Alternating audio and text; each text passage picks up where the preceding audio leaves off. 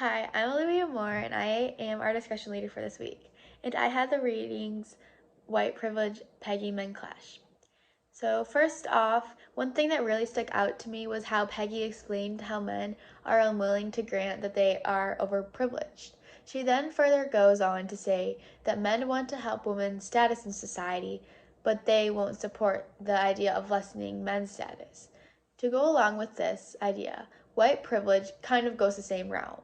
For instance, as a white person myself, I grew up with the teachings that racism puts others at a disadvantage while white privilege puts me at an advantage. Additionally, one phrase in her reading that especially made me feel something was I have come to see white privilege as an indivisible package of unearned assets which I can count on cashing in each day, but about which I was meant to remain oblivious. This shows the readers that white privilege was meant to just be ignored, even though we all knew it was true. Also, I related to the author when she talked about growing up in a predominantly white school and how she was taught that whites think our lives are normal, while other people's are different. The author then goes in to describe 26 things that after affect mostly skin color.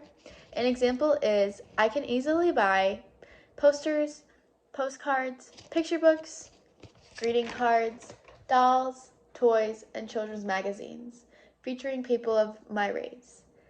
This phrase shows how the white skin dominates our culture. Furthermore, this shows how white's culture is made to be confident and comfortable, while other colored people are supposed to be made inconfident. Moreover, the author then talks about how oblivious white advantage is and how strongly it is kept in the US. She also explains if we want to change this, we need to stop denying and keeping silent about our privilege. In addition, Beverly Tatum then goes into a more detailed about defining racism.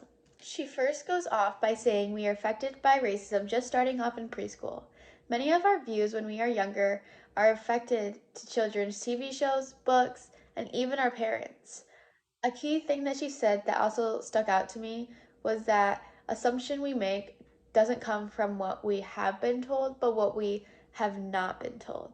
This just really meant something to me because if we're not taught something, then we don't know the answer. Like she brought up an example about Indians and how this girl did something for her project about Native Americans, and she asked all these preschoolers to draw a Native American, but they never knew what it meant. So, but she said draw an Indian, and then they all understood and drew Indians and stuff like that. And that just shows that if the if you're not taught something is wrong or don't know the whole picture about something, you can't really judge by that. Um Furthermore, a phrase that I think that is important from her reading was stereotypes, omission, and distortions contribute to the development of prejudice. People of all races, even whites, develop these characterizations. She also explains that even though racism is not our own fault, we still have responsibility with it and need to help clean it up. And every one of us to look at our own behavior. We might be doing something we didn't even know was wrong.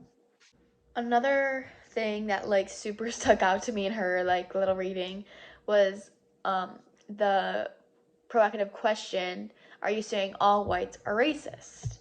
Which I think is a really broad question, but she explains this so not all whites are actively racist, but many are passively racist. Some, though not enough, are actively anti-racist.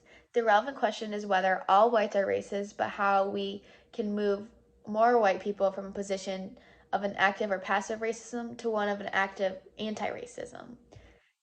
And so that just kind of explains how yeah, whites have white privilege, but not all completely understand that.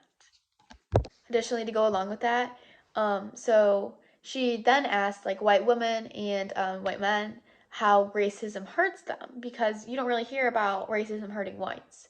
And then they frequently talk about their fears of people of color the social incompetence they feel in racial mixed solutions, and like how the experience between parents and children when a child marries in the family of color, their child was like lost or something like that. And I think that's something that is slowly changing in our society for the better, but we still all have to work on it.